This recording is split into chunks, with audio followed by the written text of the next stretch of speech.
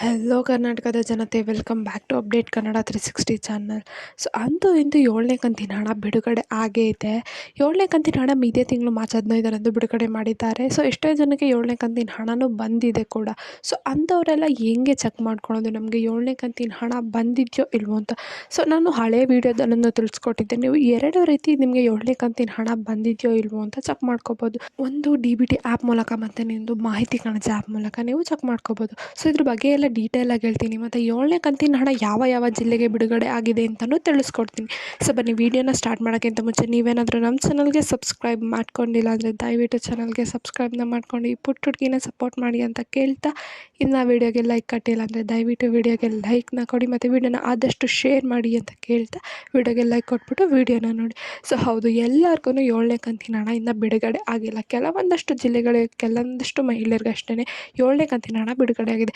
ಆದರೆ 7ನೇ ಕಂತಿನ ಹಣನ ಮಾರ್ಚ್ 31ರೊಳಗೆ ಎಲ್ಲ ಕರ್ನಾಟಕದ ಫಲಾನುಭವಿ ಮಹಿಳೆಯರಿಗೆ ಆಗ್ತೀವಿ ಅಂತ ಸ್ವತಃ ಸಚಿವೆ ಹೆಬ್ಬಾಳ್ಕರ್ ಅವರೇ ಹೇಳಿದ್ದಾರೆ. ಸೊ ನಾನು ಈ ಹಿಂದೆ ತಿಳಿಸ್ದಂಗೆ 7ನೇ ಕಂತಿನ ಹಣ ಕರ್ನಾಟಕದ ಕೆಲವಾರು ಜಿಲ್ಲೆಗಳಿಗೆ ರಿಲೀಸ್ ಆಗಿದೆ.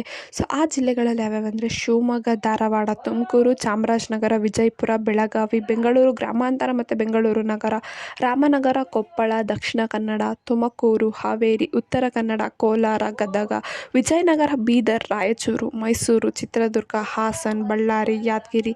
ಸೊ ಇಷ್ಟು ಜಿಲ್ಲೆಗಳು 7ನೇ ಕಂತಿನ ಹಣ ಬಿಡುಗಡೆ ಮಾಡಿದ್ದಾರೆ. ಇಷ್ಟು ಜಿಲ್ಲೆಯ ಮಹಿಳೆಯರಿಗೆ ಒಂದೇ ದಿನ ಹಣ ಜಮಾ ಆಗಲ್ಲ, ಕೆಲವು ಹಂತಗಳಲ್ಲಿ ಜಮಾ ಮಾಡ್ತಾರೆ ಹಣನ ಮಹಿಳೆಯರ ಖಾತೆಗೆ. ಸೊ ಆಮೇಲೆ ನಿಮಗೆ 7ನೇ ಕಂತಿನ ಹಣ ಬಂದಿದೆಯೋ ಇಲ್ವೋ ಅಂತ ಚೆಕ್ ಮಾಡ್ಕೊಳ್ಳಲು ಎರಡು ಸರಳ ರೀತಿಯಲ್ಲಿ ನೀವು ಮನೆಯಲ್ಲೇ ಚೆಕ್ ಮಾಡ್ಕೊಬೋದು.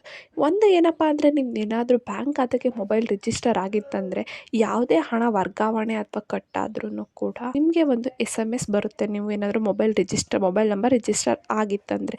ಒಂದು ವೇಳೆ ನಿಮ್ದೇನಾದರೂ ಮೊಬೈಲ್ ನಂಬರ್ ರಿಜಿಸ್ಟರ್ ಆಗಿಲ್ಲ ಅಂದರೆ ನೀವು ಸರಳ ರೀತಿಯಲ್ಲೇ ಮೊಬೈಲಲ್ಲೇ ಕೂತ್ಕೊಂಡು ನೀವು DBT ಆ್ಯಪ್ ಮೂಲಕ ನೀವು ಹಣ ಬಂದಿದೆಯೋ ಇಲ್ವೋ ಅಂತ ಚೆಕ್ ಮಾಡ್ಕೋಬೋದು. ಅಲ್ಲಿ ಚೆಕ್ ಮಾಡೋ ಒಂದು ಸ್ಟೇಟಸ್ ಒಂದು ಆಪ್ಷನ್ ಇರುತ್ತೆ. ಅದ್ರ ಮೇಲೆ ಕ್ಲಿಕ್ ಮಾಡಿದ್ರೆ ಗೃಹಲಕ್ಷ್ಮಿ ಯೋಜನೆ ಹಣ, ಅನ್ನಭಾಗ್ಯ ಯೋಜನೆ ಇವೆರಡಲ್ಲಿ ಆಪ್ಷನ್ ಕೇಳುತ್ತೆ. ನೀವು ಗೃಹಲಕ್ಷ್ಮಿ ಯೋಜನೆ ಹಣ ಬಂದಿದೆಯೋ ಇಲ್ವೋ ಅಂತ ಚೆಕ್ ಮಾಡ್ಕೋಬೇಕಂದ್ರೆ ಅದ್ರ ಮೇಲೆ ಕ್ಲಿಕ್ ಮಾಡಿದ್ರೆ ನಿಮಗೆ ಹಣ ಎಷ್ಟನೇ ತಿಂಗಳದ್ದು ಬಂದಿದ್ದು DBT ಆಗಿದೆ ಅಂದರೆ ಯಾವ ತಿಂಗಳು ಹಣ ಬಂದಿದೆ, ಯಾವ ದಿನಾಂಕದಂದು ಅಂತ ತೋರಿಸುತ್ತೆ. ಇನ್ನೊಂದು, ಇದಕ್ಕೆಲ್ಲ ನೀವು ಲಾಗಿನ್ ಆಗಬೇಕಂದ್ರೆ ನೀವು OTP ಹಾಕಬೇಕು, ಮೊಬೈಲ್ ನಂಬರ್ ಹಾಕಬೇಕು, ಆಧಾರ್ ಕಾರ್ಡ್ ಹಾಕಬೇಕು. ಅದೇ ರೀತಿ ಇನ್ನೊಂದು ಮಾಹಿತಿ ಕಣಜ ಅನ್ನೋ ವೆಬ್ಸೈಟಲ್ಲಿ ಕೂಡ ನೀವು ಚೆಕ್ ಮಾಡ್ಕೋಬೋದು. ಸೊ ಇದರಲ್ಲಿ ನೀವು ಏನು OTP ಹಾಕೋದು ಬೇಡ, ಏನು ಬೇಡ, ಒಂದು ಆಧಾರ್ ನಂಬರ್ ಇದ್ದರೆ ಸಾಕು. ನೀವು ಡೈರೆಕ್ಟಾಗಿ ನಿಮಗೆ ಯಾವ ಕಂತಿನ ಹಣ ಬಂದಿದೆ ಮತ್ತು ನಿಮ್ಮದು ಅಪ್ಲಿಕೇಶನ್ ರಿಜೆಕ್ಟ್ ಆಗಿದೆಯೋ ಅಕ್ಸೆಪ್ಟ್ ಆಗಿದೆಯೋ ಅಂತಲೂ ಈ ವೆಬ್ಸೈಟಲ್ಲಿ ತೋರಿಸುತ್ತೆ.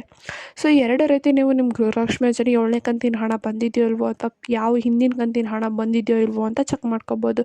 ಸೊ ಇಷ್ಟು ಹೇಳ್ತಾ ಈ ಪುಟ್ಟ ವಿಡಿಯೋ ನಿಮಗೆ ಇಷ್ಟ ಆಯ್ತು ಅನ್ಕೊಂತೇನೆ. ಇಷ್ಟ ಆದರೆ ದಯವಿಟ್ಟು ಚಾನಲ್ಗೆ ಸಬ್ಸ್ಕ್ರೈಬ್ನ ಮಾಡ್ಕೊಳ್ಳಿ. ಹಾಗೆ ಇನ್ನು ಯಾರು ಬೆಲ್ಲೈಕನನ್ನು ಪ್ರೆಸ್ ಮಾಡಿಲ್ಲ, ದಯವಿಟ್ಟು ಬೆಲ್ಲೈಕನನ್ನು ಪ್ರೆಸ್ ಮಾಡಿ. ಏನೇ ಪ್ರಾಬ್ಲಮ್ ಇತ್ತಂದರೆ ಕಮೆಂಟ್ನ ಹಾಕಿ. ಧನ್ಯವಾದಗಳು.